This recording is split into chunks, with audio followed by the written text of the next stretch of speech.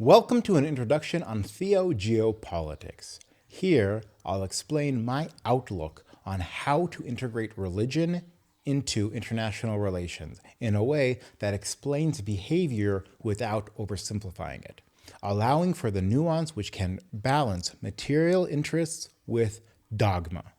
This is causality. The news reports the symptoms, we provide the diagnosis. On this channel, we strive to take a deeper look to find the reasons why events happen the way they do. My name is Shalom Bar Eretz. I have a background in international relations, political science, and sociology, and I've also spent years studying religion, both my own and those of others.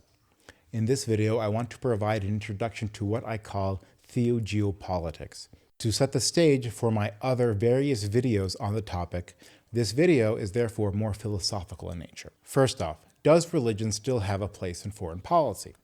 Most modern theories in international relations leave little room for it. Instead, they focus on realism, perhaps social constructs, or secular ideologies. While you could fit religion, it isn't readily done. Religion is often regulated to the unwashed masses, treated as a purely personal matter or dismissed as a mere veneer for state interest. I very much disagree with this approach. While the importance of religion might be waning in certain Western and Eastern academic circles and states, there is still a huge population around the world that still believes. A massive percentage of world leaders still believe. And many states maintain implicit or explicit religious outlooks that cannot be easily brushed aside. However, this does not mean that religion is unchanging or that it always dictates state interests. To find a more nuanced view about how it affects states' actions. When I talk about theogeopolitics, I am referring specifically to the impact of theology on foreign policy. This is a crucial distinction. I am not looking at groups whose identity is merely defined by religion, but rather at cases where the actual dictates and theological views of that religion affect state policy. For example, the Troubles in Northern Ireland were based around religious identity, but they were not clearly defined and informed by the theological prescriptions of those religions. The same goes for the Balkans. On the other hand, the Crusades are a clear historical example where theology was a central motivator. There can always be secular explanations for why things happen, and there are many to explain the Crusades. But I think the crucial test for theogeopolitics is whether events would have unfolded differently if the theology itself was different. For instance, if Christian theology did not believe in a holy land, I think the Crusades would have happened very differently, or not at all. That is the distinction I am making. I am looking at countries where the specific parameters of a religion's decrees affects the state's directions.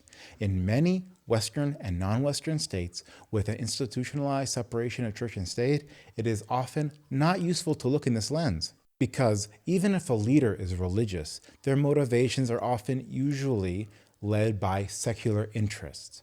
This means that I wouldn't apply theogeopolitics often, but there are states around the world that still place religion front and center. There are also states where religion is at the center, but theology of the religion has little say to do with their modern foreign policy.